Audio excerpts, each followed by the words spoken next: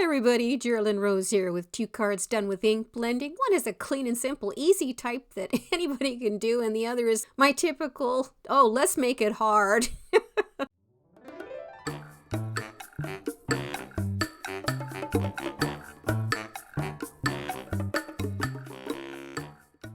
These 2 cards were both for the 30 Days of Crafting challenges. They both used the Altenew Lovely Rose Peony as the base, the stamps and the stencils. The ink blending and the colors are actually the same for both of them, even though when you look at the end products, you'd be like, what? That's the same? Yes, they are. So it just depends on how far you want to push them. I have the recording for the second card, but as you can see through all this part where we start the ink blending, you'll be able to do exactly the same thing for the one that's the more the clean and simple style.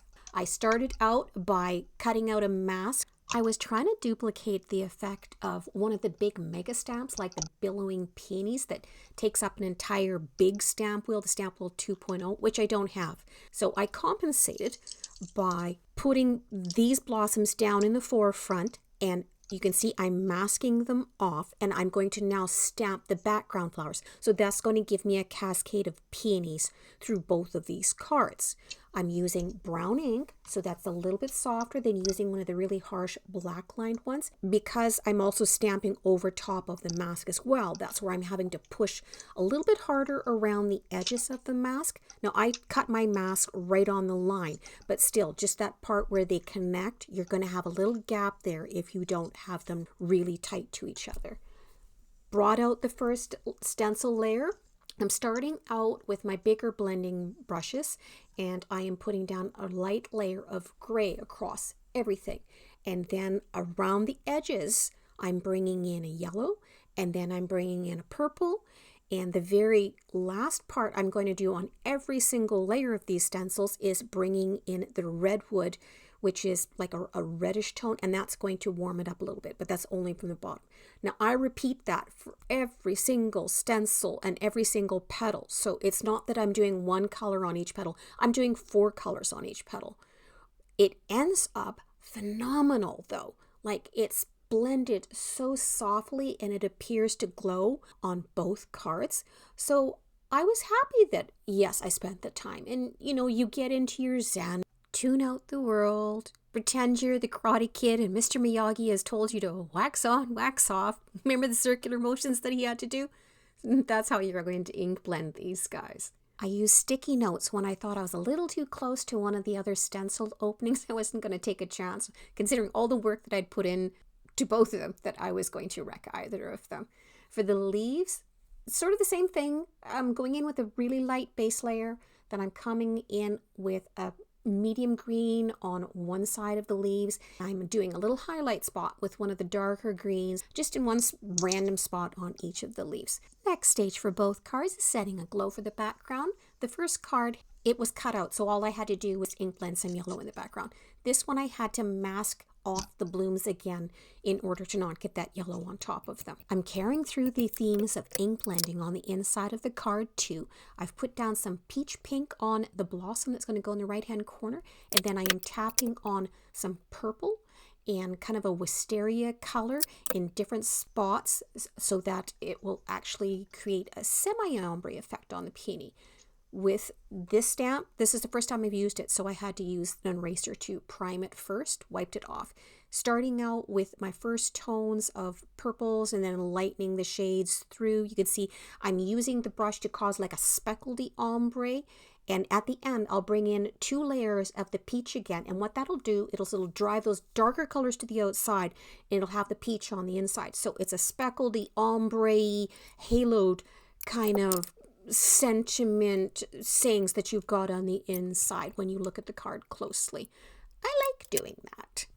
Of course, obligatory shot of me putting the custom stamp on the back of the card. There we are. My mind is always coming up with ways to do cards differently. I almost never do 2 the same, and I didn't like it. I thought the yellow was too strong, so I used some of the Altenew, the shimmer spray on it. Nope, that didn't do it. Brought in some Ranger Distress Spritz Spray. Purples, because purple and yellow are complementary colors, splattered that on, and I was just, no, I still don't like it. Okay, maybe if I try putting some texture on. Brought out the burlap press plate. Because this was a full panel, I wanted the texture right out to the edges. I didn't use some of the typical yellow tape that you put in the corners because that would have interfered with the texture. I used a glue runner, put some little dots on the back, stuck it to it, ran the platen and the chase through the better press. Taking it out, going to check to see how the texture took. Looks good. I've decided that that yellow is just still too bright, still overpowering the flowers though. Why not take advantage of the texture that we just put on it? Grabbed out the 36 pan of watercolors. I'm bringing in a darker color to accentuate that texture. I'm using more of a dry brush technique, and I'm using the brush from the side so that it catches the little nodules of the burlap, and then bringing in some of the darker reds and red browns around the edges as well too, because I thought if I make the background darker, those peonies are going to jump forward. Thought, okay, well, let's put some background pieces of foil in there too. So I had set the glue down and dabbed the foil on top. Because we've got texture all across the whole panel now, I want to differentiate the blossoms a little bit more.